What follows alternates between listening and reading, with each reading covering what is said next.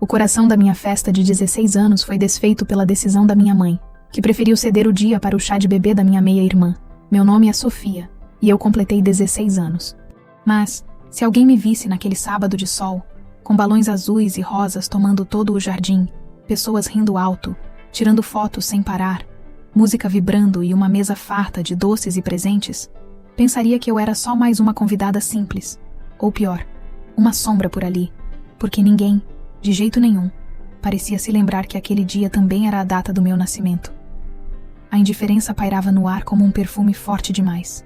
E a ferida mais profunda, ela foi aberta pela minha própria mãe. Foi ela quem decidiu me apagar daquele dia, apagando o meu calendário de vida, como se fosse um erro sutil a ser corrigido pela conveniência alheia. Ela me encarou, apressada e absorta no telefone, 2 semanas antes. Ela não parou o que fazia, apenas elevou o tom da voz. Seu olhar, frio e distante, passou por mim como um vento gelado, e me disse com uma voz que não aceitava questionamento: Sofia, vamos precisar mudar a data da sua festa. A Bianca quer fazer a celebração do bebê exatamente neste sábado. E você entende, não é? Ela está esperando um filho. É um momento único, sagrado para ela. Um momento único para ela. Eu senti na hora que a gravidez da Bianca era, de fato, o fim silencioso da minha própria história. A certeza amarga me invadiu, roubando o pouco ar que eu respirava. Minha festa, que antes representava uma passagem na vida da família, foi jogada a um segundo plano, como um objeto sem valor. A única coisa que faltava era me pedir para ajudar a assoprar o pó de açúcar no lugar das velas. Pensei, é um funeral disfarçado, mas ela veste um tecido delicado cor-de-rosa, e eu sou a única a sentir o cheiro da morte da minha vida ali. O tom da minha mãe, sempre doce e sereno para Bianca, ficava ríspido apenas para mim, carregado de uma autoridade que recusava qualquer diálogo. Ela nem me deu tempo de sugerir outro dia. A sentença já estava dada, fechada pelo desejo de Bianca. Não havia espaço para o meu desejo no mapa traçado por ela. Eu estava à beira dos 16, uma idade que, no meu peito, pedia ao menos um bolo com uma vela acesa, se não uma celebração digna. Mas para minha mãe, a única passagem de vida que importava era a da Bianca. Engoli o nó que vivia na minha garganta e me recolhi ao meu quarto.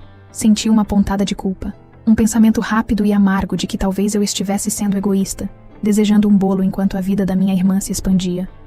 Esse pensamento era a arma predileta da minha mãe, a culpa. Ela a usava como uma ferramenta invisível, cortando qualquer tentativa minha de resistência. A culpa se instalava, pesada e densa, em cada canto da minha alma.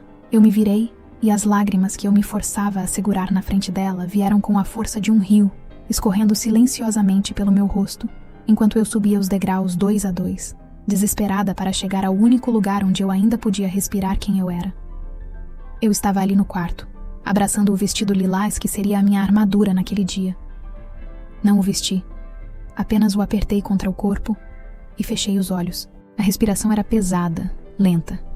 Imaginei a música, o riso forçado da minha mãe, a maneira como eu tentaria parecer contente.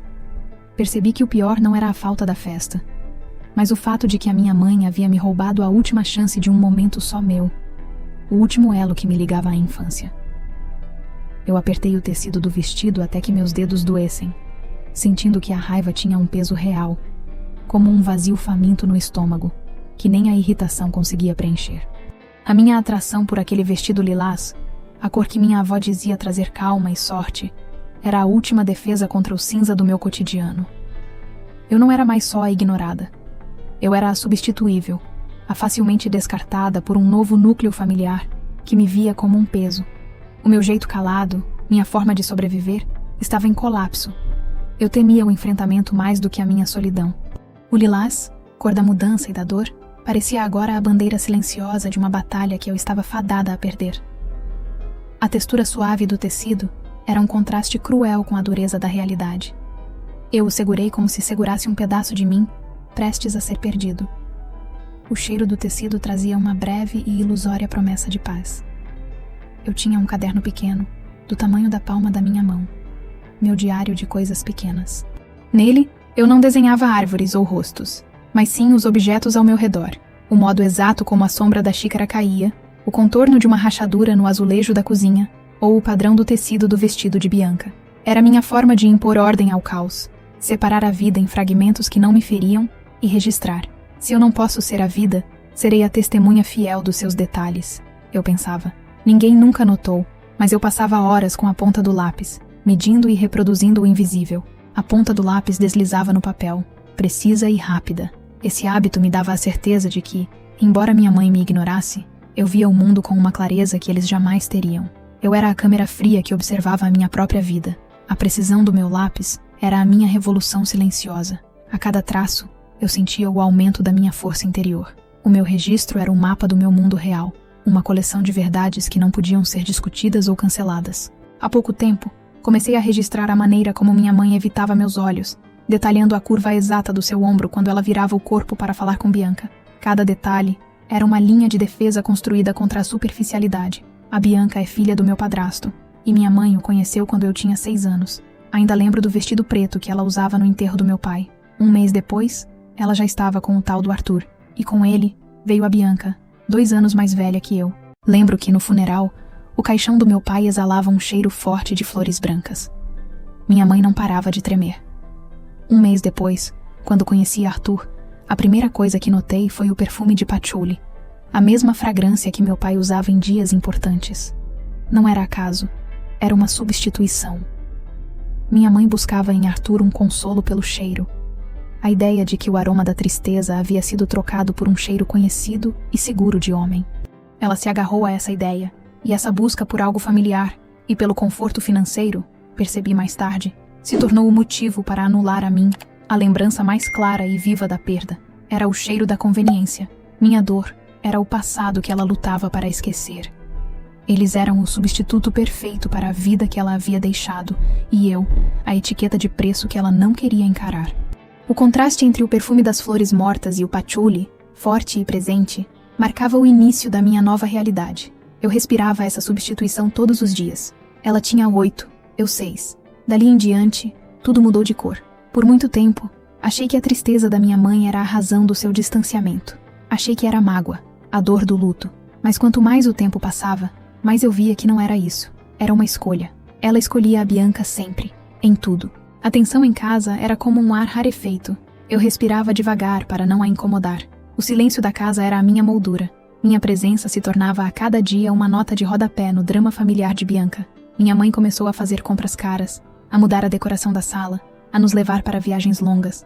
Era uma tentativa ansiosa de criar uma imagem de família feliz, que desviava o olhar do buraco deixado pela ausência do meu pai. Uma fachada cuidadosamente pintada sobre um muro rachado. E mesmo assim, eu tentei a conexão.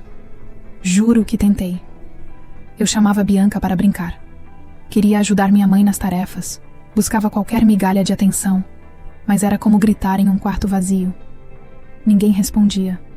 Eu me transformei no vazio entre os "eu te amo" direcionados a ela. Para aumentar essa sensação de esforço esgotado, lembro de ter costurado uma pulseira de bolinhas com as cores que Bianca mais gostava. Passei a noite em claro, e na manhã, entreguei a pulseira com um sorriso incerto. Bianca a segurou por um segundo, fez uma careta de nojo e a jogou no lixo da cozinha, dizendo: "Não gosto de coisas feitas à mão. Parece de gente sem dinheiro." Minha mãe viu tudo, mas apenas me mandou limpar o café que eu derramei no susto. O café se espalhou, lento e escuro. A pulseira no lixo era a prova real de que minha tentativa de paz era inútil, e que Bianca usava o desprezo como arma. O gesto de Bianca transformou as bolinhas, que deveriam ser um símbolo de união, em pequenas pedras amargas no meu peito. O café, ao se derramar, parecia sujar não só a bancada, mas a última ponta de esperança que eu tinha de uma relação de irmãs. Minha mãe nem perguntou se eu estava bem. Sua preocupação era apenas com o estado de Bianca. A indiferença dela era um veneno lento. O primeiro choque de realidade aconteceu quando eu tinha uns 10 anos. Um dia, estávamos sozinhas na sala. Bianca treinava uma sequência de ginástica que parecia difícil. Eu, que sempre fui observadora, notei que ela cometia um erro sutil no giro. Sem pensar, me levantei e mostrei calmamente. "É um quarto de volta a mais. Você precisa manter o centro do corpo aqui." Tentei repetir. E para minha surpresa, fiz o giro quase perfeito. Por um instante, o rosto de Bianca se contorceu com algo que não era raiva, mas pura inveja. Ela não agradeceu. Ela me empurrou. Não foi um empurrão de brincadeira. Foi um golpe nas costas que me fez cair e bater a mão no chão. O empurrão, a queda, o golpe no chão, tudo foi rápido. Ela sussurrou com a voz baixa e má: "Fica no seu canto, esquisita." Minha mãe entrou na sala naquele mesmo instante, atraída pelo barulho da minha queda. Viu Bianca ofegante e eu no chão. esfregando a mão. Antes que eu pudesse respirar para explicar, minha mãe suspirou, virando-se para mim. Sofia, por que você está sempre provocando sua irmã? Ela está nervosa com a competição. Vá para o seu quarto. Deixe-a em paz. A falta de justiça doeu mais do que a queda. Percebi que para minha mãe, eu era a fonte constante do atrito. Não importava quem tivesse agredido. Eu era o elemento que atrapalhava na paisagem familiar, a sujeira no tapete de seda. Sempre me senti como uma mancha vibrante de óleo, jogada em uma água pálida e sem vida.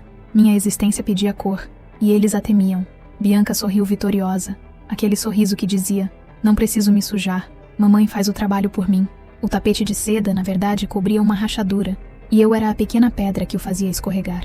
A injustiça tinha um eco alto no meu peito. Em outra ocasião, pouco tempo depois, Bianca pegou minha única caneta de ponta fina, que eu usava para os traços exatos dos meus desenhos, dizendo que precisava dela para um trabalho. No dia seguinte, a caneta voltou, mas totalmente estragada. A ponta havia sido forçada até quebrar, e a tinta vazava. Quando reclamei para minha mãe, Bianca fingiu surpresa. Eu só usei um pouquinho, mãe. Deve ter vindo quebrada da loja. Minha mãe me olhou com um olhar de reprovação. O olhar de reprovação era uma facada. É só uma caneta, Sofia. Compre outra. A Bianca precisa se concentrar nas provas, não em brigas bobas. Não era a caneta. Era a prova da maldade escondida de Bianca e o apoio imediato da minha mãe à mentira. Aquilo reforçou minha certeza de que qualquer coisa que eu amasse seria diminuída ou destruída. A caneta quebrada era um pequeno retrato do meu espírito sob o domínio de Bianca. Minha mãe enfatizou o só uma caneta com tanta certeza que fez minha voz sumir, como se qualquer bem meu fosse pequeno perto da necessidade de Bianca. A ponta quebrada era, na verdade, a ponta de lança contra a minha paixão pelos detalhes. Tentei argumentar que canetas de ponta fina eram raras e caras, mas minha mãe cortou minha fala com um gesto impaciente. A paciência dela se esgotava sempre que eu pedia por justiça. Numa tentativa desesperada de me ligar à família, tentei agradar minha mãe, como fazia quando meu pai vivia. Uma vez, preparei o prato que ela mais gostava, um bolo de fubá, com goiabada. Passei a tarde toda seguindo a receita da minha avó, desejando vê-la sorrir. Quando ficou pronto, minha mãe provou um pedaço e fez uma careta educada. Está bom, querida. Mas a Bianca trouxe um bolo da loja. Estava na geladeira. Ela nem comeu o meu. O bolo de fubá ficou na mesa até endurecer, e eu mesma tive que jogá-lo fora, sentindo que todo o meu esforço e bom ânimo havia ido para o lixo. O cheiro doce do fubá, que era minha tentativa de afeto, transformou-se em cheiro de fracasso, uma fragrância que me perseguiu por dias. A pressa em descartar o bolo mostrava o abandono. Para aumentar o impacto profundo, naquela mesma noite, ouvi minha mãe comentando no telefone: o bolo da Sofia estava um pouco seco, sabe? Uma tentativa fofa, mas nada perto dos doces finos que a Bianca compra. O bolo de fubá, com sua simplicidade reconfortante, foi rejeitado em favor da beleza vazia do bolo comprado, e eu entendi que o meu amor era considerado de segunda categoria. Lembro de ter limpado as migalhas do meu bolo, amargas e cheias de esperança perdida, sentindo que eu estava limpando o fracasso das minhas próprias mãos. Eu era a única a chorar pela doçura desperdiçada. Agora, 10 anos depois, eu com 16 anos, eu estava ali no meio de uma festa que deveria ter sido minha, segurando um copo de refrigerante morno, com um bolo de decoração de sapatinhos de bebê a poucos metros de mim e uma vontade enorme de sair correndo. O sabor do refrigerante era metálico, distante e azedo, um reflexo do vazio que engolia a festa. Eu ansiava por um sabor doce e sincero, mas não havia nenhum.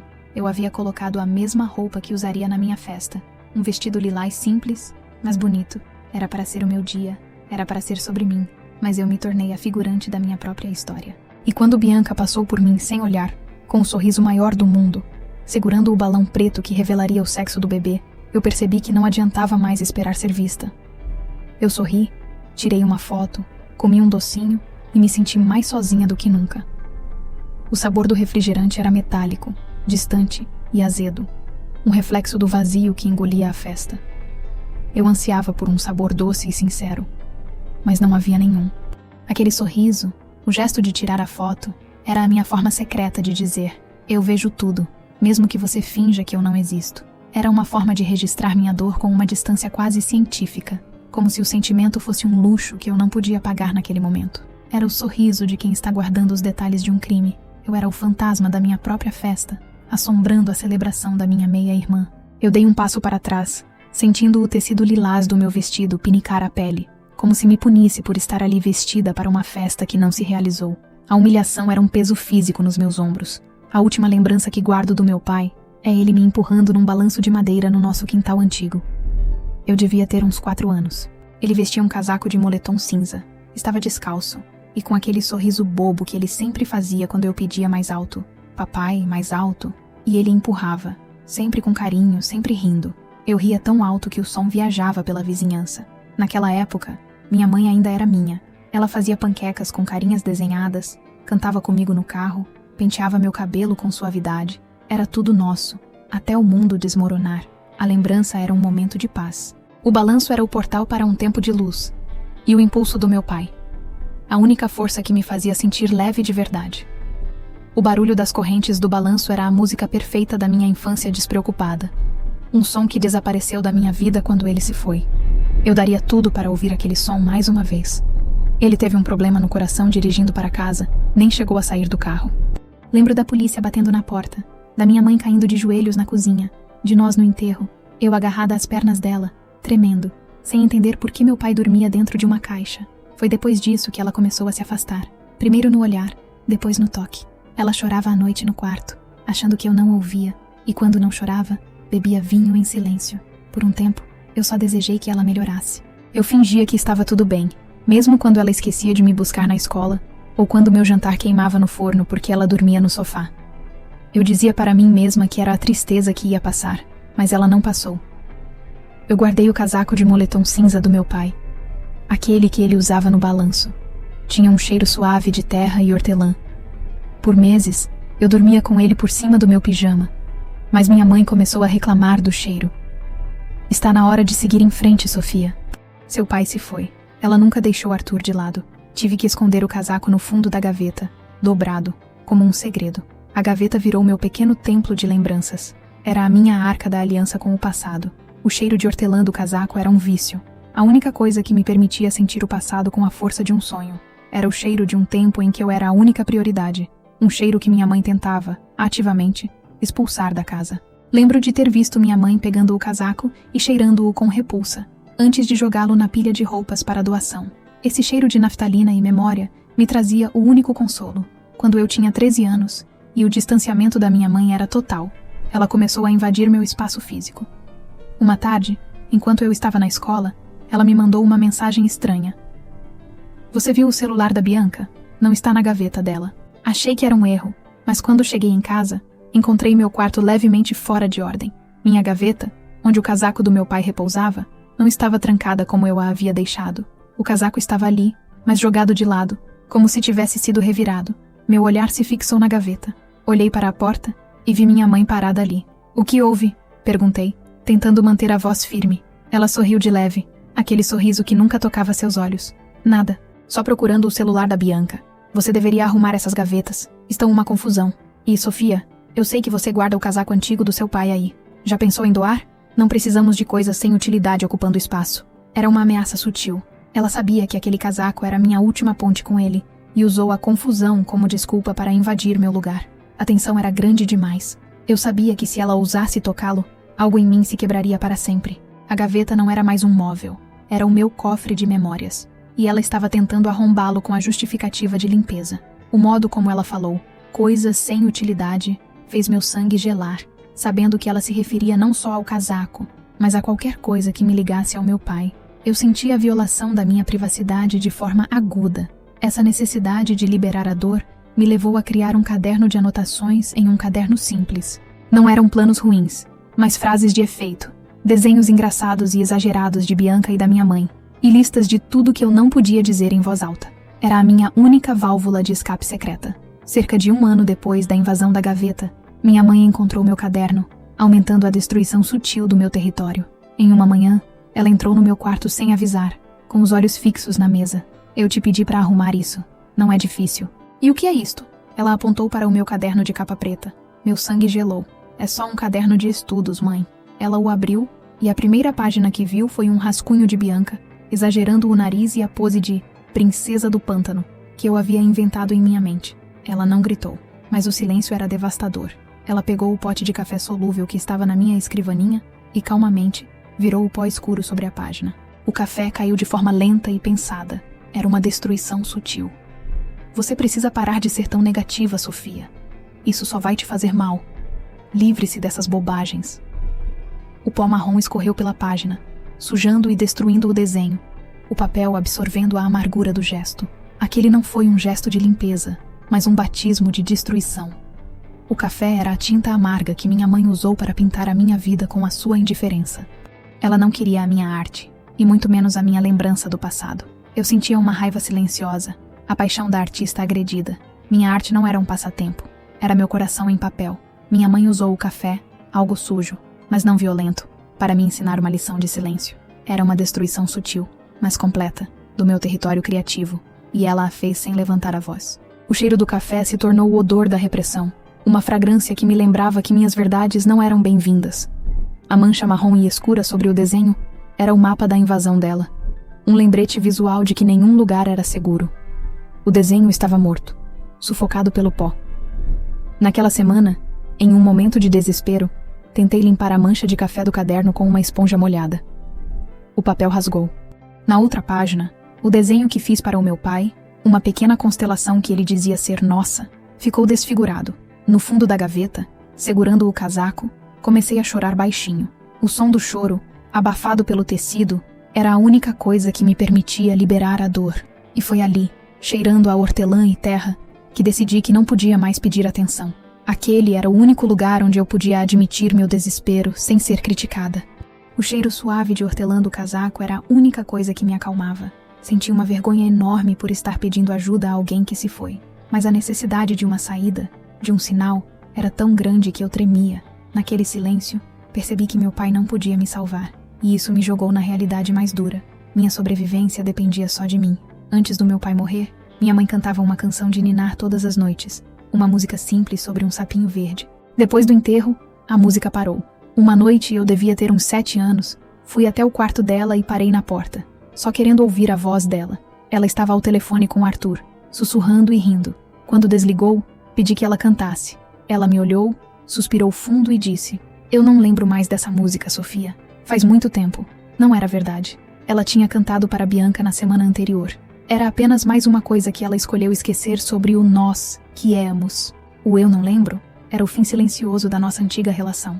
O som do meu próprio choro parecia amplificado na quietude do meu quarto, o último ruído da minha inocência se esvaindo. O fim da canção era o fim da infância, voltando ao início da nova família. Eu com 6 anos.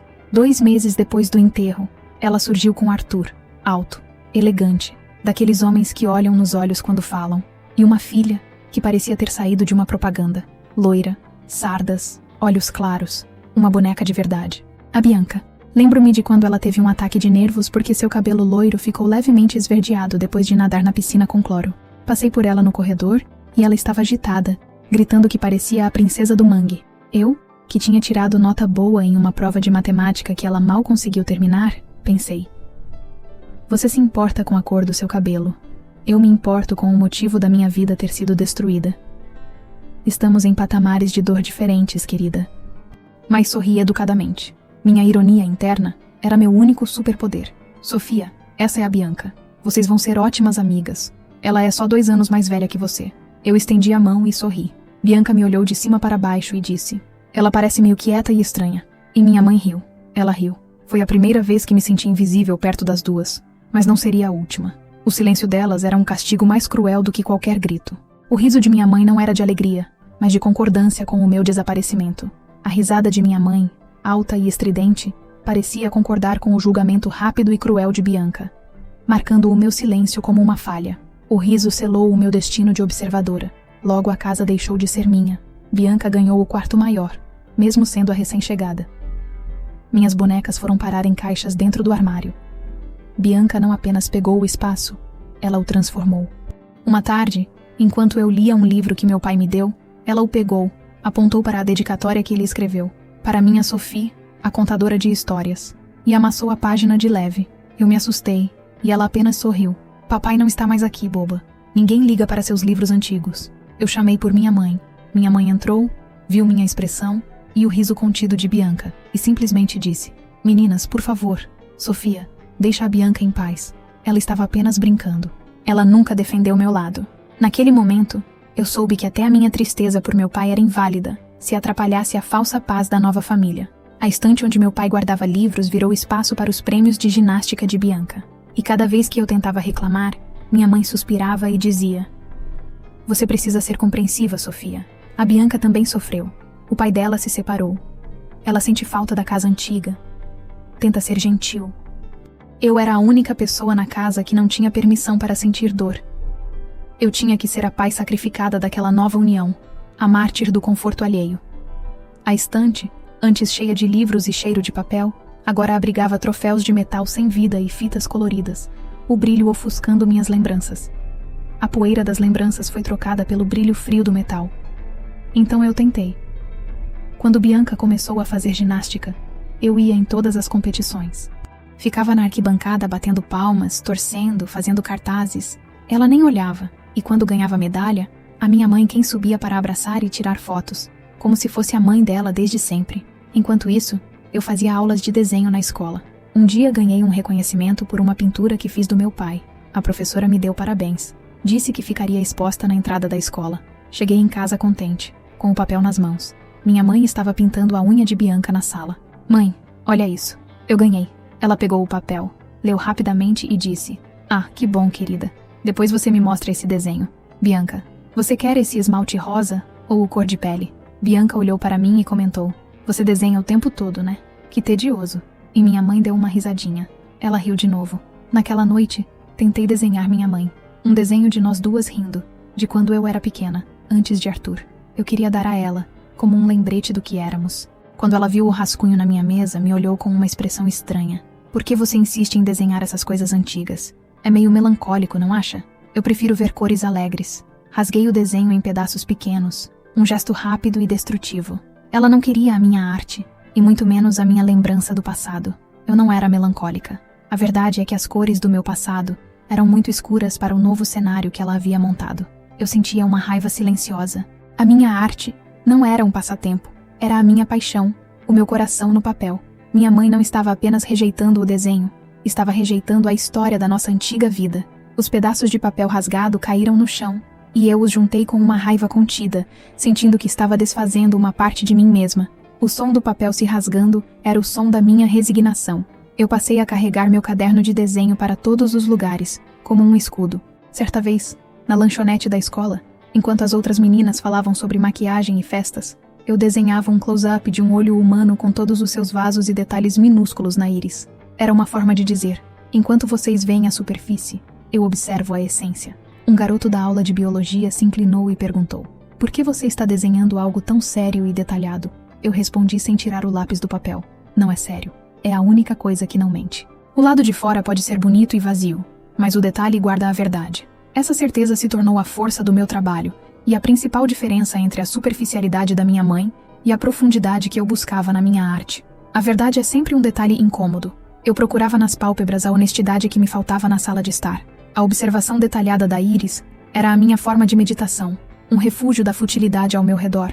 O lápis era meu bisturi da verdade. Foi nesse período que a arte deixou de ser um hobby e se tornou um modo de vida para sobreviver. Eu não desenhava só para mostrar. Eu desenhava para guardar. Guardava a lembrança do meu pai, as expressões reais da minha avó nas fotos, o contorno do meu próprio rosto no espelho. Eu usava a arte como uma exploradora, descobrindo a prova de que eu e o meu passado éramos reais, mesmo que fossem apenas rabiscos invisíveis aos olhos da minha nova família. Se a minha mãe estava me desfazendo em coisinhas, eu iria me refazer em tinta e lápis. Eu me recolhi ao meu quarto e fiquei lá até tarde, olhando para o papel dobrado com uma pontinha de esmalte rosa no canto. Eu sentei na minha mesa e escrevi um discurso de agradecimento inventado no verso do meu certificado. Gostaria de agradecer a minha mãe, que tornou este momento possível ao me ignorar por 10 anos. Sua falta de atenção foi o adubo perfeito para a minha necessidade desesperada de criar algo que, ironicamente, ela não faria questão de ver. E claro, um brinde a Bianca, cuja existência brilhante serviu como uma poderosa e constante luz de fundo, garantindo que eu ficasse na sombra, o que é ótimo para o contraste da minha arte. Eu não ganhei só um reconhecimento, ganhei a liberdade criativa de ser invisível. Palmas silenciosas, por favor. Dobrei o papel e o guardei, sentindo um alívio sarcástico. Aquele gesto de escrita sarcástica foi o primeiro sinal da minha autonomia descritiva. Eu não podia mudar o palco, mas podia escrever o que pensava nos bastidores. A caneta era o meu alto-falante secreto, e a ironia, a minha arma mais afiada. O peso do papel dobrado no meu bolso era um conforto amargo. A voz da revolta, enfim, encontrava o papel. Uma tarde, pouco antes do Natal, a pessoa que cuidava da biblioteca da escola, Fátima, me parou no corredor. Ela tinha visto meu boletim e a pequena notícia sobre meu desenho.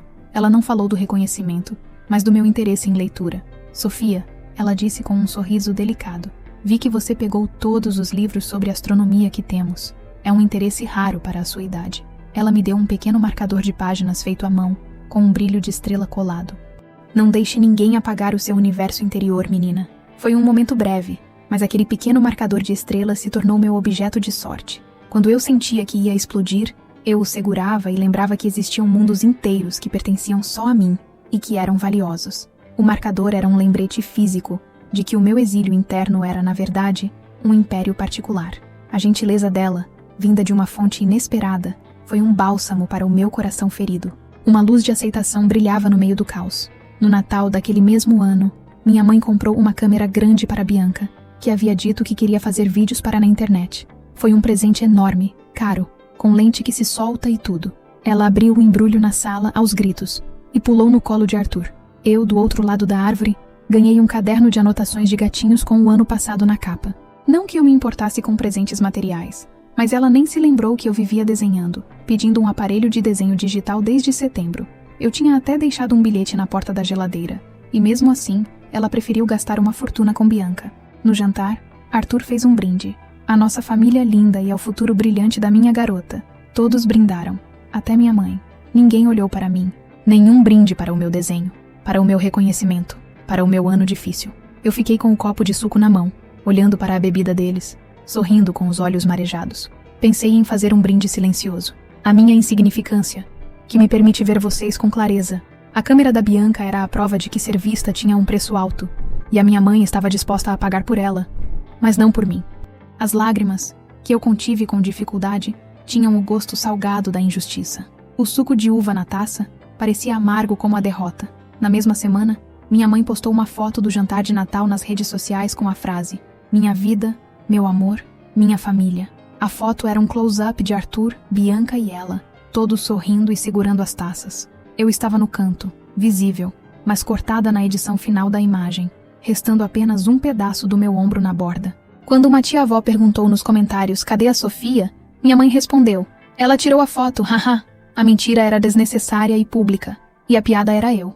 Eu não era apenas invisível dentro de casa, eu era ativamente apagada da fachada de família contente. Senti que minha mãe me havia transformado em um erro de corte. Eu era o fantasma da memória digital. O pixel do meu ombro, o último vestígio da minha presença, parecia zombar da minha existência. A imagem editada era a prova pública do meu exílio. Depois me ofereci para lavar a louça.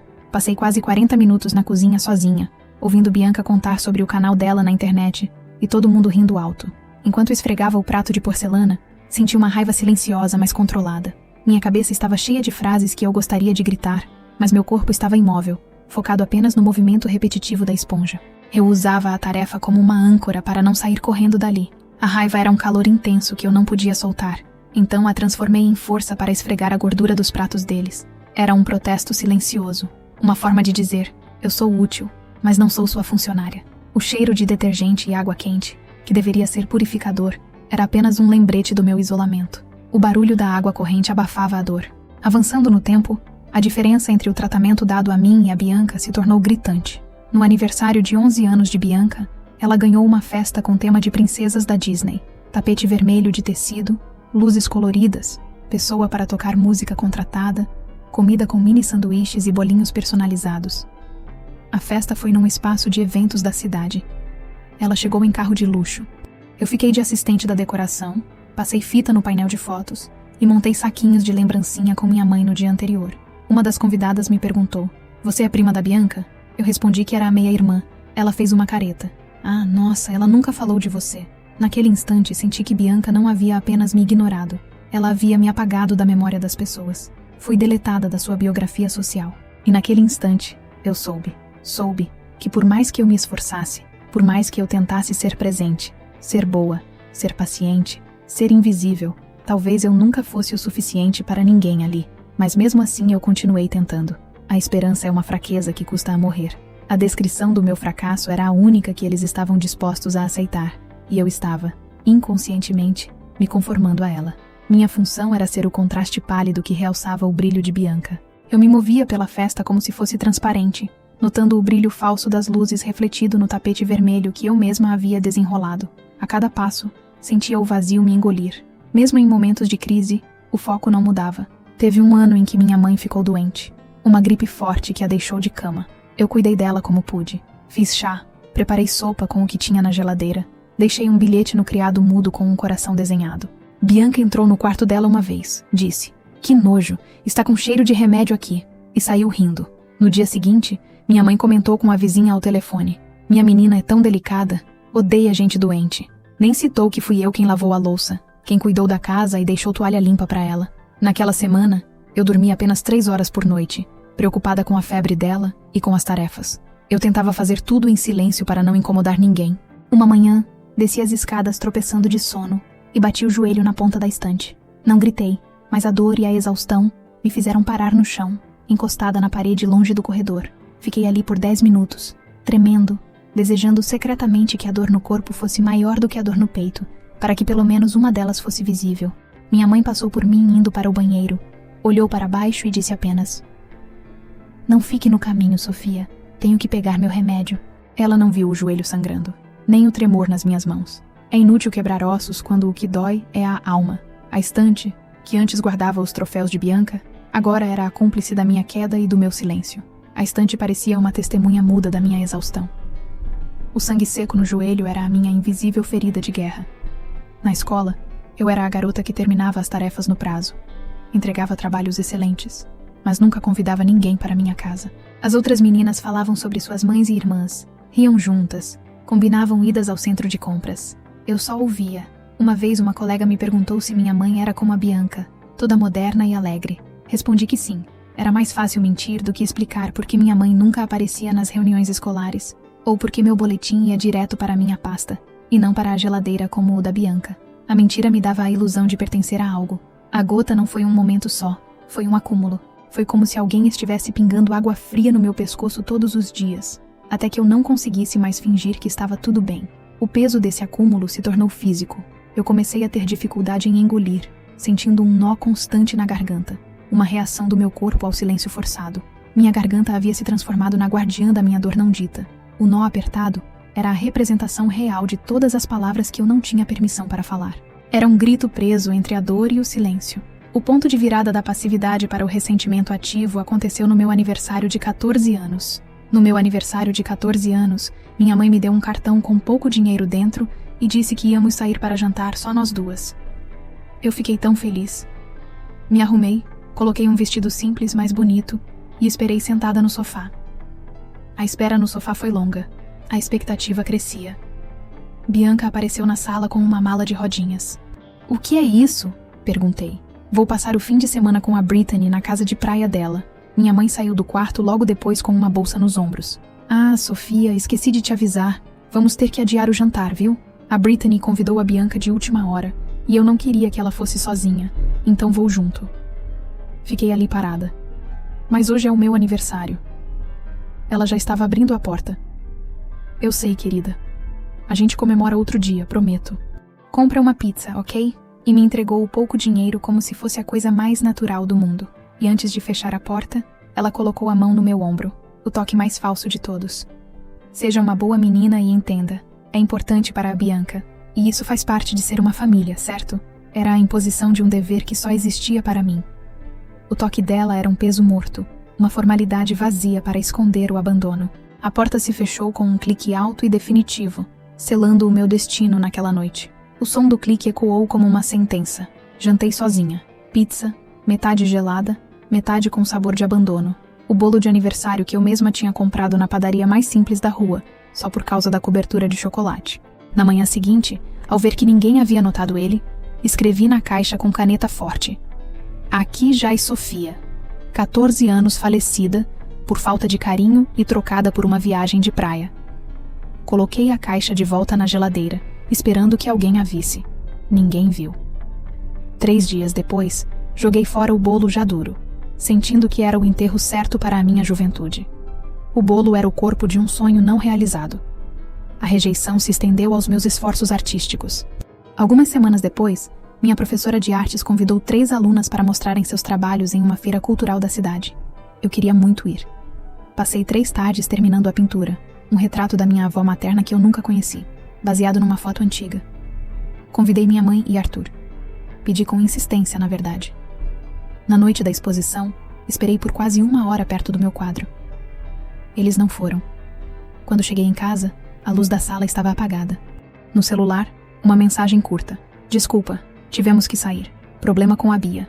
Descobri depois que o problema era uma sessão de fotos que ela marcou em cima da hora porque precisava renovar o perfil da internet e tinha conseguido um fotógrafo profissional por metade do preço. Um problema existencial de pixels era mais urgente que o meu trabalho de meses. Bianca tinha urgências de celebridade e eu tinha urgências de alma. A casa priorizava a beleza. A decepção me levou a um gesto pequeno, mas significativo. Peguei uma chave de fenda pequena da caixa de ferramentas de Arthur, me esgueirei até a estante da sala e risquei levemente a lateral do troféu de ginástica mais valioso de Bianca. Não foi uma destruição total, mas uma falha minúscula, visível apenas para quem procurasse de perto. O movimento da chave de fenda no troféu foi lento e furtivo. Foi a minha forma de deixar uma marca. Um protesto silencioso e físico contra a anulação da minha arte. Aquele gesto foi um ponto de não retorno. Eu estava abandonando o jeito calmo e adotando a revolta, ainda que de forma escondida. Não era só vingança. Era a necessidade de provar que eu poderia causar um efeito, mesmo que pequeno, na vida perfeita delas. O risco no troféu era o meu minúsculo manifesto, uma ferida na superfície da perfeição de Bianca. A estante que parecia intocável, agora carregava a prova silenciosa da minha revolta. A chave de fenda era meu lápis de grafite na guerra familiar. Teve também o jantar que ela organizou só para a família mais próxima. Depois do primeiro ultrassom de Bianca, ela fez uma travessa de macarrão enorme, arrumou a mesa com vela, comprou suco de frutas vermelhas e decorou tudo com tons de rosa e azul. Eu não fui convidada, ou melhor, eu ouvi sem querer. Ela estava ligando para Arthur para confirmar quantas pessoas iriam. Só os mais próximos. A Sofia? Não, melhor não. Ela tem esses momentos de ficar de cara amarrada. Pode estragar o clima. Naquela noite eu comia um sanduíche gelado no quarto enquanto ouvia risadas na sala. A cada vez que batiam os talheres na louça, eu sentia o som me machucando por dentro. Eu me peguei olhando para o espelho, tentando encontrar a tal cara amarrada no meu rosto. Eu era uma garota quieta, que tirava notas boas e não causava problemas. Se a única forma que minha mãe tinha de me descrever e justificar minha exclusão era como alguém com momentos ruins, então, talvez essa fosse a única forma que ela me via. Um incômodo, uma distração na família contente que ela criou. Eu não era uma filha, mas um risco à harmonia de palco. O som distante das risadas na sala de jantar era a trilha sonora da minha exclusão. Cada risada um prego no meu caixão social. O sanduíche gelado tinha o sabor amargo da solidão imposta. A Bianca nunca precisou fazer nada para ser o foco. Bastava existir. Eu, por outro lado, poderia pintar um grande quadro na parede da garagem, e ainda assim seria só mais uma coisinha da Sofia. Eu era o rodapé, essencial para segurar a parede, mas nunca visto. Eu era o trabalho de base que ninguém elogia. Um dia, eu estava fazendo um trabalho da escola na cozinha, usando o meu computador que já estava lento. Bianca entrou, reclamando que a internet estava lenta no andar de cima. Ela nem perguntou. Simplesmente se inclinou sobre mim e tirou o cabo do meu computador para ligar o aparelho dela na televisão da sala. Eu a encarei, a mão pairando sobre o cabo. Eu estava no meio de uma pesquisa. Ela nem sequer me olhou, já caminhando para a sala. Eu preciso de mais velocidade agora para transmitir minha aula de maquiagem ao vivo. É mais importante, sabe? Eu olhei para minha mãe, que estava no sofá lendo uma revista, e ela apenas murmurou, sem levantar os olhos. Ela está trabalhando, Sofia. Você pode esperar um pouco. O absurdo da situação era sufocante. Meu trabalho escolar, minha necessidade, sempre deixado de lado pelas necessidades de Bianca. Eu fechei o computador com irritação, sentindo que cada objeto daquela casa tinha um valor em uma lista, e o meu sempre estava no final. Na lista de prioridades, eu estava logo abaixo do Wi-Fi da Bianca. Naquele dia, jurei para mim mesma que nunca mais precisaria de nada que dependesse da prioridade de outra pessoa. O cabo desconectado não era de um computador, mas da minha própria validade dentro daquela casa. O silêncio da minha mãe Era a verdadeira desconexão, provando que a internet de Bianca valia mais do que o meu futuro acadêmico. O computador, agora mudo, refletia meu próprio estado.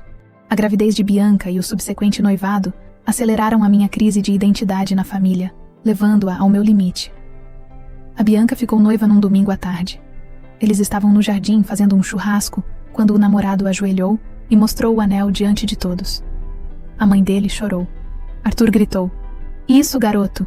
Minha mãe bateu palmas tão forte que derrubou o copo de bebida no próprio colo. Eu estava na cozinha lavando a travessa da salada de batata.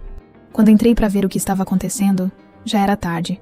Bianca pulava de alegria com o anel na mão, e as pessoas ao redor a enchiam de abraços e perguntas. Uma das tias que eu nunca gostei olhou para mim e disse: "E você, Sofia? Já está namorando também? Ou ainda está naquela fase esquisita?" Minha mãe riu. Ela riu de novo mais uma vez. Eu pensei em responder para a tia: "Estou na fase esquisita em que eu não sou o foco da casa, tia. É um estado de espírito raro." A pergunta da tia foi a faísca que acendeu meu descontentamento, me rotulando como a esquisita no álbum de família. Eu voltei para a cozinha, sentindo o cheiro de carvão e carne queimada, um contraste com o brilho daquele anel de noivado, que parecia ofuscar tudo. O anel era um sol particular na vida de Bianca. 2 dias depois, Bianca apareceu no meu quarto com um catálogo na mão. "Minha mãe disse que você sabe desenhar bem. Pode me ajudar a pensar num convite para o meu noivado?" Fiquei olhando para a cara dela. "Você quer que eu desenhe os convites?" Ela riu. "Não, só quero ideias ou, sei lá, rascunhos. Coisas simples. O importante é que seja fofo, mas com um toque atual, sabe?" Eu disse que ia tentar. Passei horas fazendo esboços, flores, tipos de letra, cores. Quando mostrei pra ela, ela pegou os papéis e disse: Tá, obrigada. Eu vejo com a gráfica." E saiu do quarto. Quando Bianca saiu do meu quarto com os rascunhos, eu observei o modo que ela andava. Ela tinha o costume irritante de sempre andar com o ombro levemente inclinado para frente, como se estivesse se exibindo, mas também como se estivesse com medo de quebrar o nariz de tão empinado que ele era.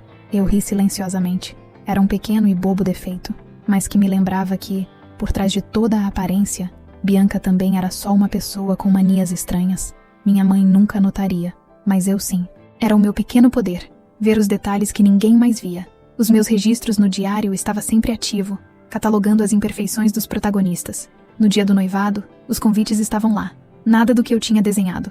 Bianca viu minha reação, pegou um convite e me entregou, sorrindo docemente.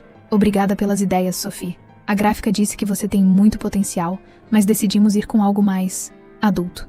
O elogio falso era o golpe final, me rebaixando de artista a criança com potencial. Meus rascunhos eram bons para inspirar, mas não para estampar a vida perfeita dela. Fui a sombra criativa, não a fonte. O convite de papel brilhante com uma fonte comum parecia gritar a falta de originalidade, contrastando com a riqueza dos meus rascunhos descartados. Minha arte foi reduzida a mera inspiração descartável. A partir dali, comecei a me calar de vez. Não comentava mais sobre meus trabalhos da escola, nem sobre meus desenhos. Guardei tudo em pastas no fundo do armário. Minha mãe não perguntava, então eu não dizia. Ela estava ocupada demais com os preparativos do chá de bebê. Toda semana era um novo item. Balões especiais, docinhos coloridos, lembrancinhas feitas na hora, fotógrafa profissional, lista de músicas do tema, e eu ali no canto, no mesmo canto de sempre. A contagem regressiva para a festa era o meu martírio semanal. A casa não era mais um lar, era um palco onde eu tinha que seguir o roteiro da figurante. O pior não eram as brigas, era o silêncio que minha mãe e Bianca impunham. Tínhamos uma regra não dita, de que qualquer assunto que não fosse o sucesso de Bianca, o bebê, ou Arthur, era considerado negatividade e deveria ser evitado. Uma noite, tentei falar sobre um filme de ciência que tinha visto. Minha mãe apenas fez um som e mudou de assunto para o novo equipamento que Bianca usaria na festa. Senti o medo real de abrir a boca. Comecei a falar apenas o necessário. Sim, não, estou bem. Viver sob essa repressão constante era como segurar a respiração debaixo d'água, sabendo que, se eu soltasse o ar, não seria bem-vinda na superfície. Eu usava as poucas palavras como se fossem moedas preciosas, gastando-as apenas quando estritamente necessário. Minha boca era um detonador, e o silêncio era a única garantia de que a casa não explodiria. Eu me tornei uma escultura de silêncio, uma estátua de mágoa na sala de estar. A mudez era a minha única forma de controle. O medo de falar era maior que a vontade de respirar. Uma noite, minha mãe entrou no meu quarto segurando uma caixa com fitas azuis e rosas. Você pode me ajudar a montar as lembrancinhas da festa? A Bianca está exausta. Ela nem mencionou meu aniversário. Nenhum. Amanhã é seu dia. Ou você quer fazer algo especial? Nada. Eu fiquei olhando para ela, tentando achar alguma faísca no rosto dela que dissesse: eu não esqueci. Mas não tinha. Só pressa. Só a expectativa de que eu dissesse sim, como sempre. Sentei no chão da sala e comecei a amarrar saquinhos com papel picado colorido. Cada laço que eu fazia parecia mais um nó na garganta. Enquanto isso, Bianca assistia TV no sofá com os pés sobre uma almofada, rindo de um vídeo, com a barriga à mostra e um copo de suco na mão. Eu era o trabalho manual não pago para celebrar a vida que roubaria a minha. Minhas mãos, feitas para traçar constelações, estavam atadas a fitas de cetim rosa e azul. O ódio pela tarefa era real, queimando na minha pele. Minha mãe notou que eu estava chorando silenciosamente, mas apenas me entregou mais fitas. Capricha no laço, querida. Se ficar feio, Bianca vai perceber e não vai gostar. Minha dor era secundária à aparência da festa. As fitas, que deveriam simbolizar a alegria da vida, pareciam algemas frágeis que amarravam o meu espírito ao chão. Os laços perfeitos que eu criava com minhas mãos trêmulas eram um sarcasmo visual. O cetim liso era uma ironia dolorosa. No dia seguinte, meu aniversário, acordei às 7 com o barulho da equipe de decoração montando o arco de balões no jardim. A casa estava em festa. Cores suaves por todo lado, cheirinho de bolo de baunilha no ar, música ambiente suave vindo da caixa de som da sala. Entrei na cozinha e minha mãe estava cortando morangos para colocar na mesa. Ela me viu e disse: bom dia, tem cereal na despensa? Ah, e vê se você pode ajudar a encher os copinhos com os papéis picados. Ok, foi isso. Nem um feliz aniversário. O café da manhã veio com uma ordem. Meu presente de 16 anos era o trabalho. Subi para o meu quarto sem responder. O silêncio da subida era pesado. A festa começaria às 11, e eu não fazia ideia do que fazer com o resto do dia. Minhas amigas esperavam a confirmação. Tinham mandado mensagens animadas na noite anterior. Vai ter bolinho doce, né? Que horas chego? Tô levando presentes. Abri o celular e finalmente respondi às minhas amigas com uma única mensagem. A festa foi cancelada. Desculpa. Desliguei a internet, larguei o celular de lado e fiquei ali sem dizer nada. A dor da renúncia era quase palpável no ar. Enquanto as gargalhadas da festa lá embaixo me sufocavam, ouvi um toque discreto e incerto na janela do meu quarto. Era Maia e Júlia, minhas duas amigas mais queridas, paradas na grama do vizinho. Elas não queriam entrar por causa da festa, mas vieram. Maia fez um sinal de festa cancelada, né? E encolheu os ombros. Júlia estendeu a mão, segurando uma embalagem amassada de presente embrulhada em papel de jornal, com um grande laço vermelho. Elas acenaram, um sorriso forçado de apoio no rosto, e fizeram um gesto de a gente se fala. Não foi um feito grandioso, mas foi um resgate de bom ânimo. Elas não questionaram a desculpa do cancelamento. Elas apenas apareceram para demonstrar que se importavam, ignorando o evento do chá de bebê. Abri o presente. Era uma caixa de canetas com ponta fina, daquelas que eu olhava na papelaria. Aquele gesto silencioso valeu mais do que 1000 balões. Por um instante, senti uma pontada de culpa por estar prestes a sumir sem me despedir de verdade, mas a certeza de que elas existiam me deu forças para a próxima etapa. Eu sabia que, para elas, eu não era uma coisinha. Elas me viam como um projeto em andamento que valia o risco de pular um muro, e o presente delas me lembrou que meu trabalho era importante. O papel de jornal, embrulhando o afeto em segredo, era mais valioso do que qualquer tecido fino da festa. A caixa de canetas era um chamado à minha arte, um sinal de que meu verdadeiro trabalho ainda existia. A tinta das canetas parecia me dar nova vida. Desliguei a internet, larguei o celular de lado e fiquei ali sem dizer nada. Fiquei ali até ouvir o portão sendo aberto e os primeiros carros chegando. Gente entrando, música aumentando, vozes animadas dizendo: olha só essa decoração, está tudo lindo, a Bianca merece demais. Foi aí que eu entendi. Eu nunca fui o centro de nada, nem do meu nascimento, nem da minha dor, nem do meu próprio aniversário. Fechei a janela e sentei no chão, com as costas encostadas na cama, com a mente vazia. O sentimento era de ter sido empurrada para fora de um barco salva-vidas. A dor do espírito causou um bloqueio total, uma anestesia, que era mais assustadora que a raiva. Era o meu luto, feito na solidão e sem a pompa de um evento social.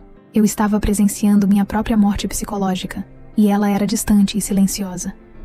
O jeito calmo tinha esgotado seu propósito. Eu não estava mais tentando. Eu estava planejando a minha própria fuga. O barulho da festa era a trilha sonora da minha decisão, um ruído alto que me ajudava a concentrar no silêncio interior. O som das risadas lá embaixo eram os sinos da minha libertação. O vazio na minha cabeça era uma paz sombria. Durante uma pausa no riso, percebi que a bandeja de docinhos especiais tinha sido deixada na bancada da cozinha. Esquecida. Era o único item da festa que realmente me dava vontade. Aproveitando que todos estavam no jardim vendo Bianca dançar, iniciei uma missão difícil de sobremesa. Peguei 3 docinhos em uma mordida só e enfiei o resto dos docinhos no bolso do meu vestido. Não era roubo, era compensação por prejuízo moral. Saí da cozinha com a dignidade intacta e o bolso levemente mais pesado. Sentia-me uma espiã de sucesso, e o sabor do chocolate valeu o risco de ter a manga do vestido manchada. Aquele era o meu tributo de 16 anos, roubado e delicioso. Eu não podia ter minha festa, mas eu teria meus doces. Uma pequena vitória secreta contra a injustiça logística. O açúcar roubado era o sabor da minha primeira revolta, um doce protesto. O sabor intenso do recheio de brigadeiro era um contraste forte com o azedo que eu sentia na boca. O gosto da transgressão era doce e libertador. Eu desci, não porque queria participar, nem porque perdoei, mas porque eu precisava olhar na cara de todo mundo. Precisava ver com meus próprios olhos o quanto minha falta não faria diferença nenhuma ali. Era o último teste antes da rendição. A necessidade de ter uma prova visual inegável de sua invisibilidade. A festa estava no auge, o jardim cheio, as cadeiras ocupadas, a mesa de doces brilhando com bandejas douradas e bolinhos com letras B de Bianca e Ben. Todo mundo sorrindo. Minha mãe passando com uma bandeja de taças. As taças tilintavam como sinos fúnebres para o meu passado. E quando eu pisei na grama, ninguém percebeu. Ninguém. Eu era a ausência que ninguém notou, mesmo estando presente. Atravessei todo o jardim, parei na frente da mesa principal. Bianca estava de costas, minha mãe a poucos passos dela. Foi aí que falei alto pela primeira vez em anos. A quebra do silêncio foi alta. Hoje é meu aniversário.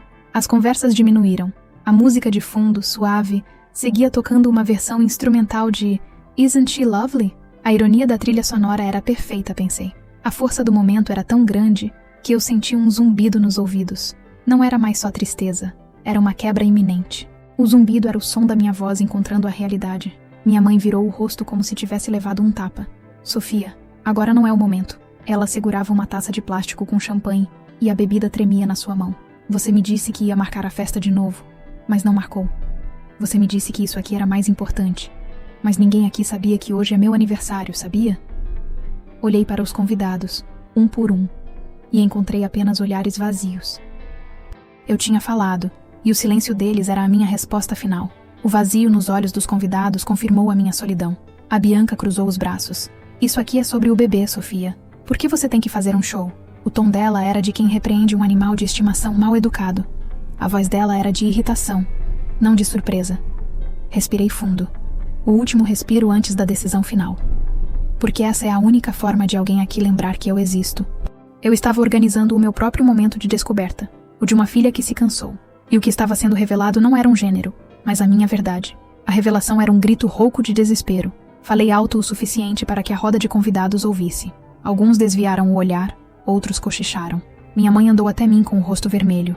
Sofia, por favor, vamos conversar depois. Não vai ter depois, porque eu não vou mais fingir que isso é normal. Tirei do bolso uma carta dobrada. Já a tinha escrito na madrugada quando percebi que ninguém ali se importaria com a minha ausência. Entreguei para ela. Pode ler depois, ou jogar fora como você fez com tudo que vinha de mim. O tom da minha voz não era de raiva explosiva, mas de uma calma determinada e fatal. Era a voz de alguém que havia desistido, não de alguém que estava lutando para vencer. Essa distância calculada chocou minha mãe mais do que um grito, porque mostrava que eu estava completamente desconectada dela. Eu havia me tornado o centro de um silêncio que engolia a festa. E saí andando, sem olhar para trás, sem correr, sem pedir desculpa. Senti o peso do meu vestido diminuir à medida que eu me afastava, como se estivesse jogando fora a fantasia de filha contente. O tecido lilás, agora um lembrete do passado não celebrado, foi trocado pela leveza de não ter mais que atuar. Entrei em casa, subi direto para o quarto e comecei a colocar minhas coisas na mochila. Não tinha um plano completo, não tinha para onde ir, nem dinheiro extra, mas eu sabia que ficar ali não era mais uma opção. Peguei meu caderno de desenhos, minha pasta com certificados, 2 trocas de roupa e o celular. Desci as escadas sem fazer barulho, enquanto do lado de fora, a festa seguia como se nada tivesse acontecido. Na porta, hesitei por um segundo. Minha mãe ainda estava no jardim. Ela segurava a carta aberta nas mãos, olhando para mim de longe. mas sem vir atrás. Não correu, não chamou, não tentou impedir. Poderia ter gritado. Mas gritos são para protagonistas. A figurante apenas se retira. A tensão entre mim e minha mãe não era um evento só, mas uma linha elétrica de baixa voltagem que estava ligada por anos. Minha saída foi o disjuntor explodindo. Naquele instante, a dor era tão aguda que parecia um feitiço sendo quebrado. Era a morte da última ideia de que eu era amada por ela, e a clareza daquela visão era brutalmente bonita. A minha carta era uma declaração de guerra escrita em tinta invisível.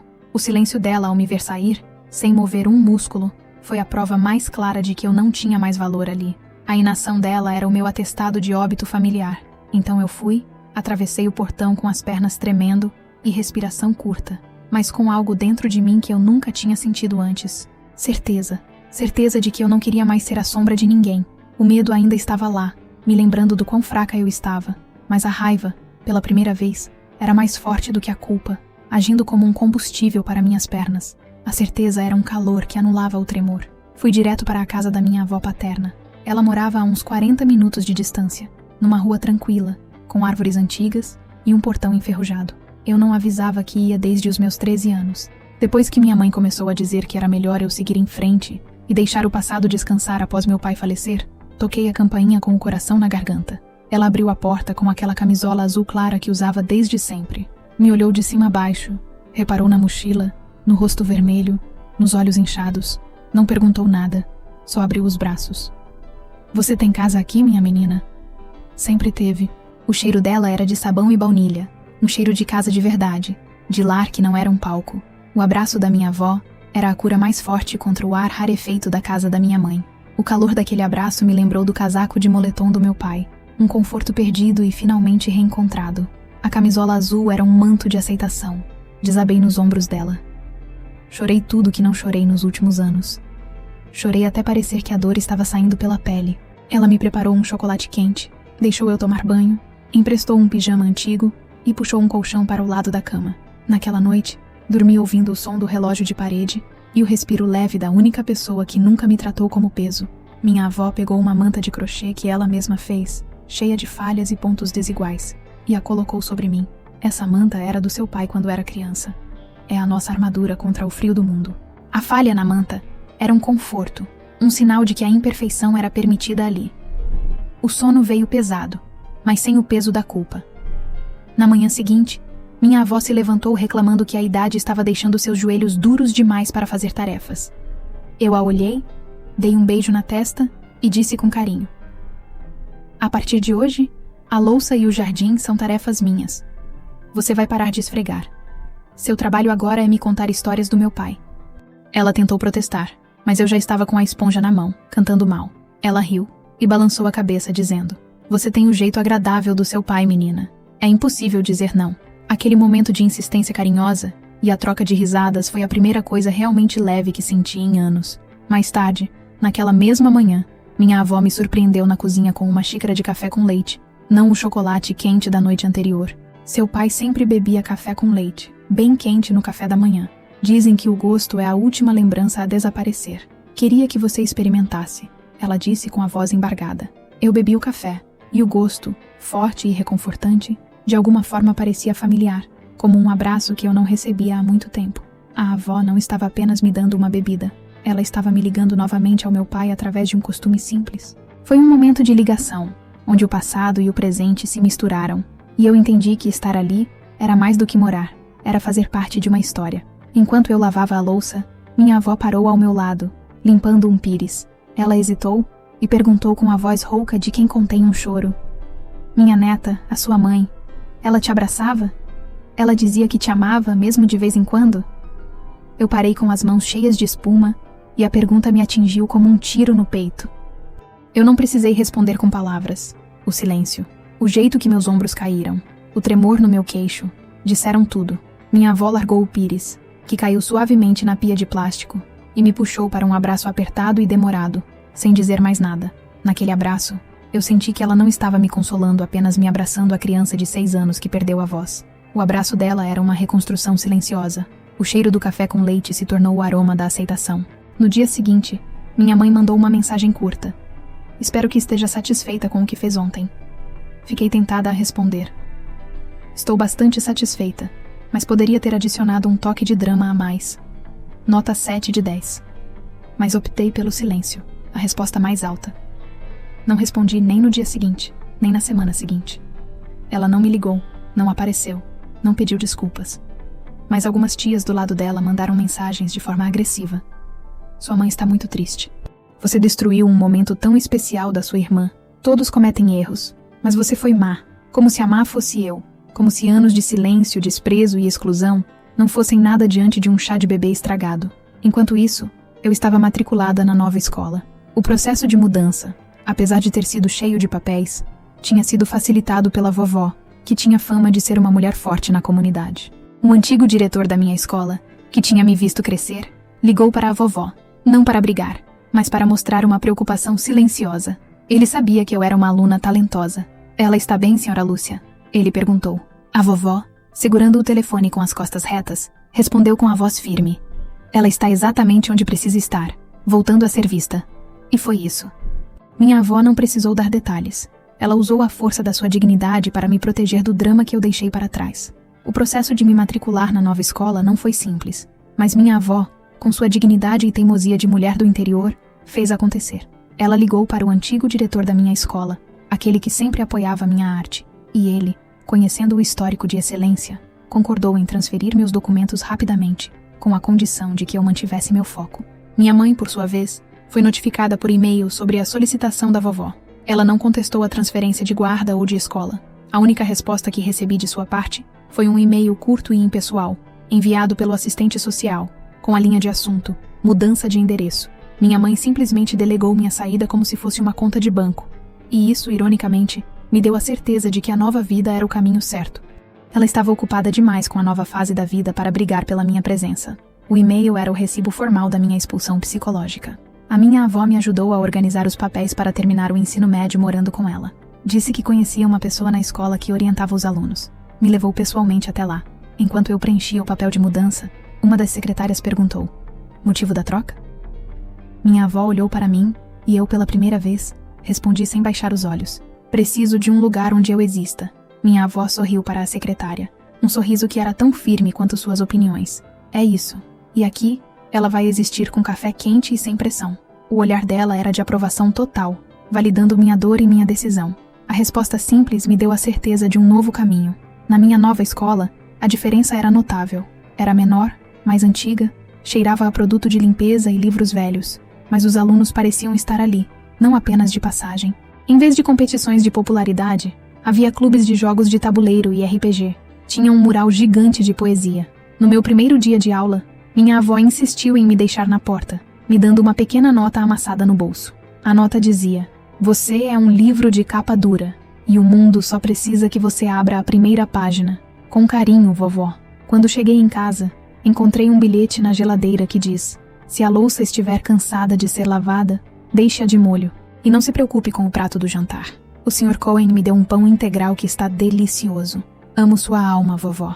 Essa rotina de cuidado e os pequenos gestos de afeto eram o ar que faltava para a minha alma. Uma prova diária de que eu era valiosa no meu jeito.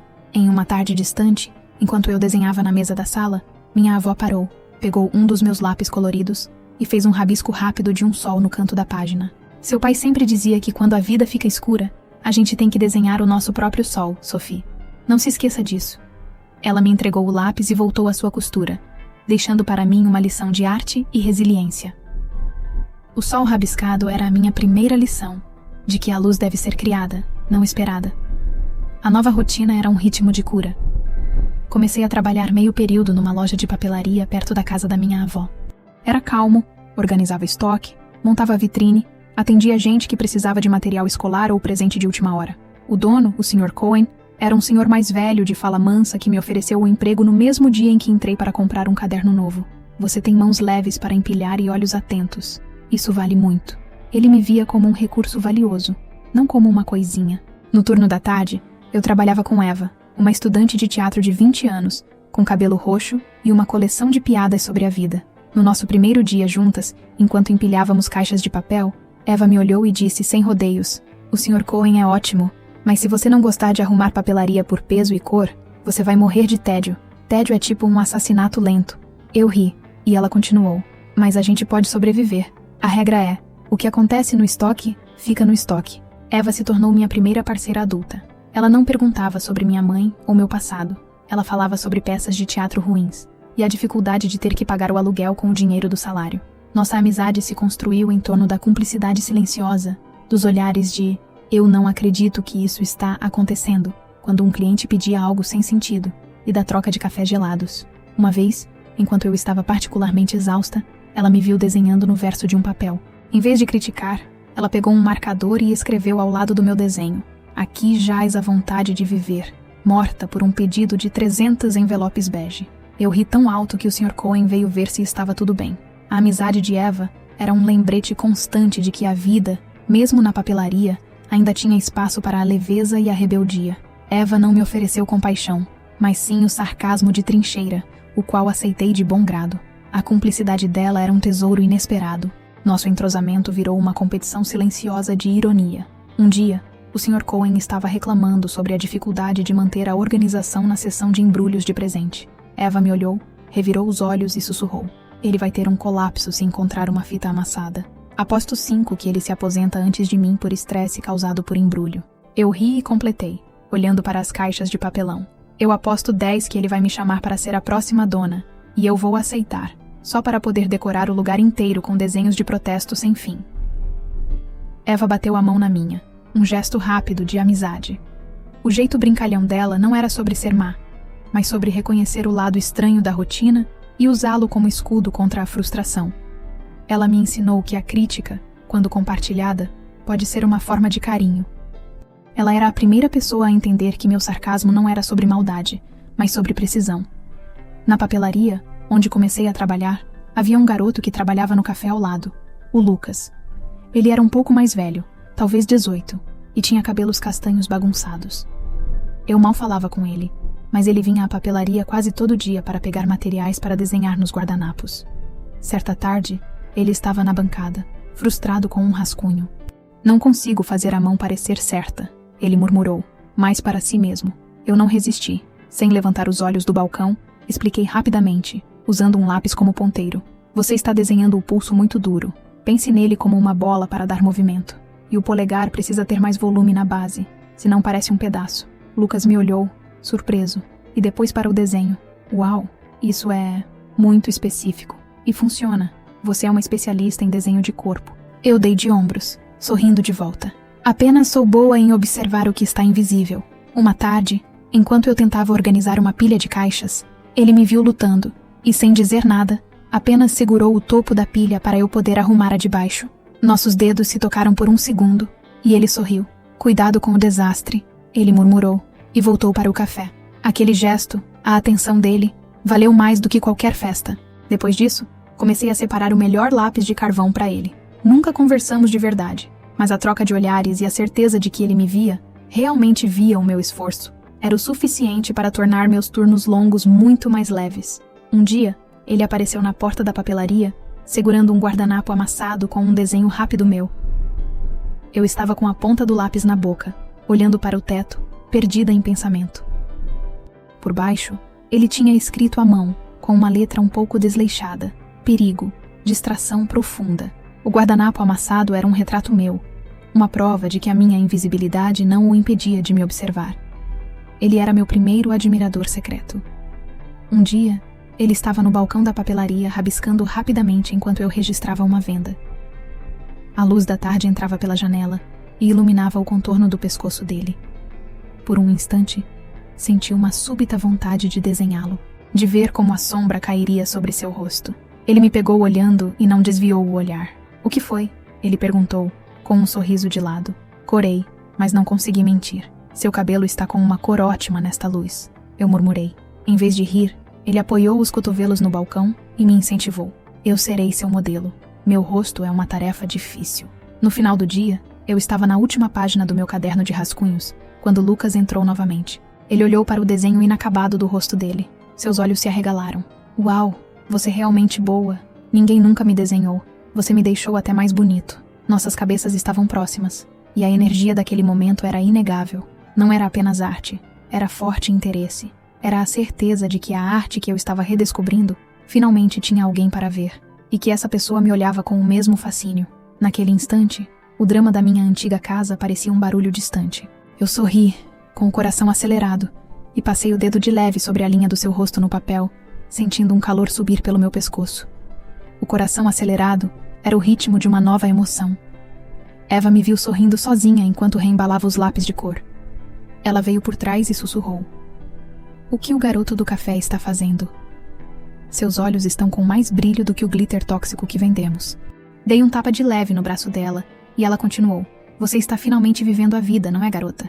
A luz que entrava pela janela não era mais só a do sol, era a luz do reconhecimento. Aos poucos fui juntando dinheiro. Comprei um novo caderno de desenho, depois uma caixa de lápis de pintar. Voltei a pintar, não para mostrar, só para mim.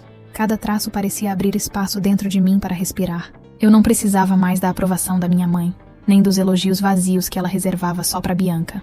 No fim do mês, recebi meu primeiro pagamento. Era pouco, mas meu. Comprei uma fatia de bolo de chocolate numa loja de doces da esquina.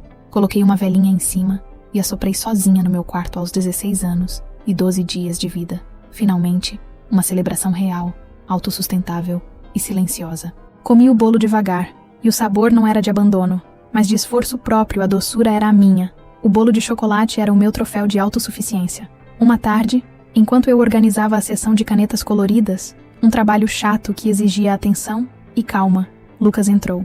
Ele não veio comprar. Veio me trazer um copo de café com um desenho de estrela de 5 pontas, o símbolo do meu amuleto. Ele não disse nada, apenas empurrou o copo em minha direção. Eu olhei para ele, depois para o desenho da estrela, e um sorriso verdadeiro, o primeiro em muito tempo, nasceu em meu rosto. Ele sorriu de volta, com as mãos nos bolsos, um pouco sem jeito. "Sua avó me contou que você gosta de coisas do espaço. E parece que você precisa de um pouco de energia. Especialista em desenho de corpo." Ele gaguejou um pouco no final. Corei levemente. "Obrigada, Lucas. É um gesto muito gentil." Ele concordou e olhou para o chão por um momento. "Olha, tem um festival de filmes na praça sábado à noite. É de graça, tem pipoca ruim e a chance de pegar um resfriado. Quer ir? Não precisa me dar uma resposta agora. Pense como uma tarefa fácil." Eu olhei para ele. A ideia de um convite fácil para um festival de filmes e pipoca ruim era a coisa mais honesta e perfeitamente simples que eu poderia imaginar. "Sim", eu respondi, com a voz firme. "Eu aceito a tarefa, Lucas." Ele sorriu. Um sorriso que iluminou o café inteiro, e fez uma pequena reverência antes de voltar para a loja dele. Naquele momento, não senti o peso da minha história. Senti apenas a leveza de um novo começo. Sua voz era de um calor que eu só conhecia dos chás da minha avó. Um bálsamo para as feridas abertas da minha alma. Cada palavra dele era um convite para a autenticidade. O café dele era a minha nova poção mágica. O sorriso dele era um farol de promessa. Sexta-feira, antes do nosso encontro, ele me entregou um bilhete dobrado no balcão. Dentro, um rabisco, um círculo com um ponto no meio, o símbolo do sol. Ele piscou. "Para que você saiba onde me encontrar. Não se perca no meu brilho." Guardei o bilhete no bolso do meu jaleco, e o cheiro de café dele ficou impregnado no tecido. O sol, que antes era o rabisco de meu pai, era agora o mapa para o meu novo eu. A fragrância do café era o cheiro da aventura. No dia da tal tarefa, o festival, encontrei Lucas na praça. Ele estava com um casaco de moletom velho, segurando 2 sacos de papel cheios de pipoca, exatamente como ele prometeu. Enquanto o filme rodava, e o vento distante da noite começava a soprar, ele me emprestou metade do seu cachecol. Foi um gesto pequeno, mas tão acolhedor. Eu olhei para Lucas, parado ali com seu casaco velho, falando sobre lixeiras e me emprestado um cachecol, em vez de tentar me impressionar com coisas novas, chulas e superficiais. Lucas não se importava em parecer perfeito. Ele era real, desorganizado e aberto o suficiente para admitir que estava frustrado com um rascunho. Naquele momento, eu percebi que não era apenas forte interesse. Era a atração pela sinceridade e pela simplicidade que me faltaram por toda a vida. Ele era o oposto exato da superficialidade que eu estava fugindo. Ele era a prova de que a vida podia ser profunda e acolhedora sem precisar de balões de festa de descoberta do bebê. Ele era meu antídoto para a beleza exagerada e ruim. Ele era a autenticidade que eu desenhava nos meus cadernos, viva e na minha frente. No meio de um filme sobre um pneu assassino, a escolha dele, eu o peguei me olhando. Ele sorriu timidamente. "Você parece pensar em mais estrelas do que está assistindo." Eu ri, e pela primeira vez, mostrei a ele um pedaço do meu caderno. Não o meu caderno de anotações, mas um desenho que fiz do meu pai, simples e cheio de saudade. Quando ele viu, o sorriso dele sumiu. Ele estudou a linha do rosto do meu pai no papel, demoradamente. Sem dizer uma palavra, ele gentilmente colocou a mão sobre a minha, que segurava o caderno. Seu toque era quente e firme. Seu pai tem um bom sorriso. É uma pintura que tem muita vida e muita história. Você é muito mais do que coisinhas, Sofia. Ele disse a palavra coisinhas, com uma voz baixa e dura, como se a estivesse cuspindo. Naquele instante, não foi o café ou o desenho do corpo. Ele havia visto minha dor mais profunda e a reconhecido. Aquele foi um momento de carinho mais puro. A certeza de que finalmente alguém me via como um universo, e não como uma sombra. A mão dele sobre a minha era uma âncora gentil, me ligando ao presente sem me fazer esquecer do passado. O toque dele era a mais doce das verdades. Quando tirei o cachecol para devolvê-lo, ele segurou minhas mãos por um instante. Guarda com você. Está muito frio esta noite. Era uma desculpa boba, mas o calor das mãos dele foi um choque gentil que percorreu meus braços. Fiquei paralisada, sentindo que a energia que eu buscava no universo estava bem ali, na ponta dos seus dedos. A energia estava nas mãos dele. Quando o filme acabou, ele me acompanhou até a esquina da casa da vovó. Paramos na escuridão suave de um poste de luz, e o cachecol ainda estava no meu pescoço, quente. Nossos olhares se encontraram por um longo tempo. Eu não sentia a necessidade de falar. Sentia apenas o forte interesse de quem finalmente encontra paz. Ele deu um passo para trás, e em vez de me beijar, fez algo que tocou minha alma ainda mais profundamente. Ele arrumou a manga do meu casaco, que estava ligeiramente enrolada, com um cuidado atencioso. É melhor ir agora, antes que eu comece a falar como você é bela e te faça perder o sono. Ele brincou, mas havia uma seriedade escondida. Meu coração doeu com o desejo de que ele ficasse. Eu levantei a mão para tocar seu rosto, e ele se inclinou levemente, aceitando o toque. A ponta dos meus dedos sentiu a barba por fazer, e o contato foi rápido, mas cheio de uma promessa que não precisava de palavras. Naquele momento, eu não queria a vida da Bianca. Eu queria a minha vida, mas com ele. Queria a simplicidade da pipoca ruim e a sinceridade do seu olhar. Ele não me beijou, mas me fez sentir vista, e isso valia mais que todos os beijos. O calor da sua pele era inesperado, uma pequena fagulha no inverno da minha adolescência, e eu aguardei. O poste de luz, naquele momento, era o único farol que eu confiava. O desejo de beijá-lo se transformou em uma promessa de futuro.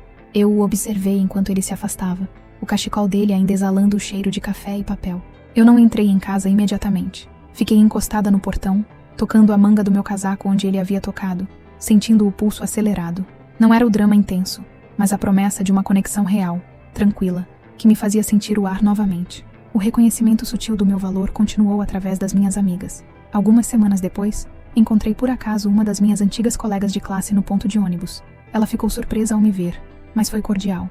Ela me perguntou sobre a escola nova, e quando mencionei que estava fazendo aulas de artes mais avançadas, ela se animou. Você viu o concurso? Seu desenho do olho está em destaque na galeria online. Os jurados deram um prêmio de visão mais honesta. Eu continuei a me corresponder com Maia e Júlia. Elas me mantinham informada sobre o concurso de arte. Recebi uma mensagem de Maia com um emoji de coração e uma única linha. O prêmio não veio, mas seu desenho do olho está em destaque na galeria online. Você ganhou um prêmio pelo seu desenho. Os jurados adoraram. Eu ri. O reconhecimento da honestidade era o que eu sempre busquei, não a beleza exagerada. Isso era mais satisfatório do que qualquer troféu. Elas me viam como uma mente, não como um rosto. Em retribuição, enviei a elas o primeiro desenho que fiz de Lucas, com a advertência: este é o perigo da distração profunda, mantenham em segredo. Naquela noite escrevi tudo no meu caderno. Não um diário comum, mas páginas cheias de tinta, de rabiscos, de palavras riscadas e escritas de novo. Desenhei a mesa da festa, a cor do vestido da Bianca, o rosto da minha mãe quando me viu no meio dos convidados, mas também desenhei minha avó me esperando na porta com os braços abertos. Desenhei a papelaria, o Sr. Cohen sorrindo com um café na mão, os lápis arrumados por cor. Desenhei o bolo de chocolate com uma vela só. Pela primeira vez, não desenhei para provar nada para ninguém, só para lembrar a mim mesma do que era real. O caderno, finalmente, se tornou o livro de memórias que minha mãe tentou apagar. Cada linha era uma costura na minha alma. No dia seguinte, minha avó deixou um envelope em cima da mesa. Era uma carta da minha mãe. Não o abri. Deixei ali por 2 dias. No terceiro, rasguei o lacre com cuidado e comecei a ler. Ela dizia que não sabia que eu me sentia assim, que nunca foi a intenção me machucar, que se sentia perdida desde que meu pai morreu e que viu na Bianca uma forma de fugir da dor. Mas não tinha um "me desculpa". Não tinha um "eu errei". Só justificativas, explicações, como se tudo o que eu vivi fosse resultado de uma tristeza mal resolvida. Era a tentativa dela de reescrever o relato, se colocando como vítima principal. Terminei a leitura com as mãos frias, dobrei a carta de novo, guardei na gaveta mais funda do armário e decidi que não precisava responder. O final do meu jeito calmo estava completo. Eu não precisava mais do perdão dela para me sentir real. Minha vida era a resposta. A carta da minha mãe era um bilhete de adeus ao meu papel de filha sofredora. O peso do papel na gaveta era um lembrete do passado resolvido. Semanas depois, a carta da minha mãe ainda pesava na gaveta. Um dia, minha avó me viu no sofá, olhando para a parede. Ela não perguntou sobre a carta, mas contou uma história sobre a juventude dela e do meu pai. Seu pai, ele foi embora cedo demais. Eu sei que sua mãe sofreu. Ela me ligava nos primeiros meses, chorando, dizendo que não conseguia sentir seu cheiro mais no quarto, só o cheiro dos lírios do caixão. Mas aí, ela parou de ligar. E quando Arthur chegou, ela começou a falar sobre ele como se fosse um roteiro, não uma vida. Ela não estava superando a dor, Sofia. Ela estava a enterrando com coisas novas. E a coisa velha mais difícil de ignorar era você, a lembrança mais clara do que ela perdeu. Minha avó fez uma pausa, os olhos fixos em um ponto distante. Ela não te machucou porque te odeia. Ela te machucou porque você é a parte dela que ainda lembra de como era antes de tudo. A compreensão da dor de minha mãe, no entanto, não trouxe perdão. Trouxe uma tristeza mais profunda. A dor de ver uma pessoa que eu amava se destruir e me destruir no processo.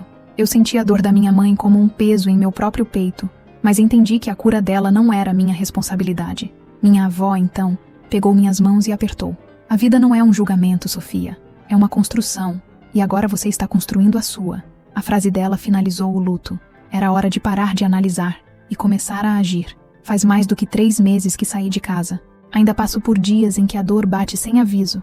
Mas agora, quando me olho no espelho, vejo alguém inteira. Alguém que escolheu a si mesma. A Bianca teve o bebê. Soube por uma postagem do Facebook. Um menino. Nenhum convite, nenhuma menção. Tudo bem, porque hoje eu estudo, trabalho, desenho e volto para casa onde me chamam pelo nome, onde minha existência é suficiente. No final do mês, recebi meu pagamento completo. Era o suficiente para cobrir minhas despesas básicas e ainda guardar um pouco. O Sr. Cohen, com sua sabedoria silenciosa, me deu o pagamento em dinheiro vivo e disse: gaste a primeira parte com algo que te faça lembrar de que algo bom. Essa frase ecoou as palavras da minha avó. O dinheiro era mais do que um salário. Era a prova real de que meu esforço e minha atenção ao detalhe tinham um valor reconhecido.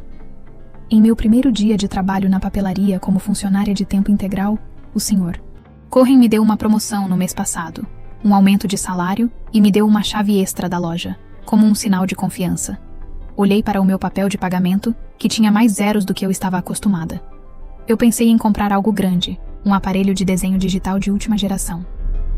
Em vez disso, fui até a loja de antiguidades e comprei uma pequena moldura de madeira, simples e desgastada, mas perfeita.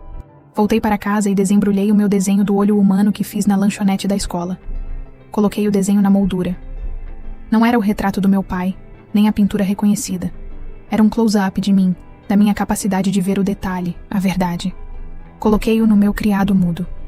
Olhei para o pequeno desenho emoldurado e percebi que a verdadeira mudança não estava em explodir balões ou gritar na frente dos convidados, mas em emoldurar a minha própria visão do mundo. Eu era minha própria obra de arte, e finalmente, eu me dava a honra de ser vista. A moldura era a declaração de que eu me dava permissão para ser importante. Era o amor próprio enquadrado, a paixão pela sobrevivência. A moldura não era para a arte, mas para o artista, um monumento à minha nova fundação. O futuro era um rascunho promissor. Eu fico feliz por vocês me ouvirem até aqui. Muito obrigada.